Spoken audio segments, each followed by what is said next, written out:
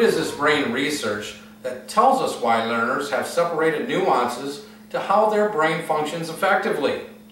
This implies that not only do student brains function differently, but if the instruction, materials, and assessment strategies are not interactive and flexible, then neither is the intake of the usable knowledge. Drill and practice does somewhat employ short-term memory. However, it does not employ the working parts necessary for contextual learning and long-term retention.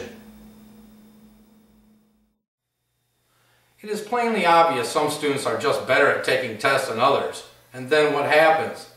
There is a lack of true data from the student populations, and a large percentage of the information they learned is lost instantly after the traditional test measure. A simple pre-assessment survey of each of your students can be administered and used beyond last year's grades and standardized test scores. Individual and class learning profiles are good tools for getting to know your learners on a more personal basis.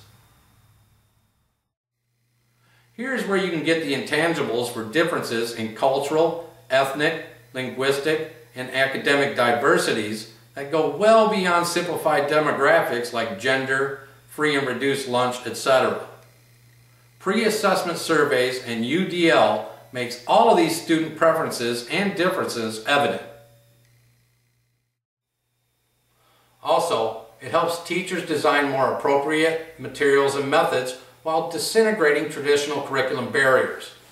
Technology provides the vehicle for transitioning the instruction to a supportive nature and can certainly turn around most of all these learner indifferences.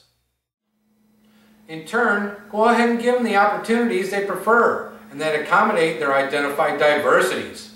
It is then that you should witness energy and effort across your whole learning audience that you have never seen before.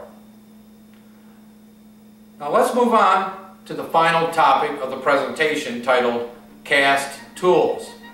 These are the online tools you can use to recognize curriculum barriers and student diversities.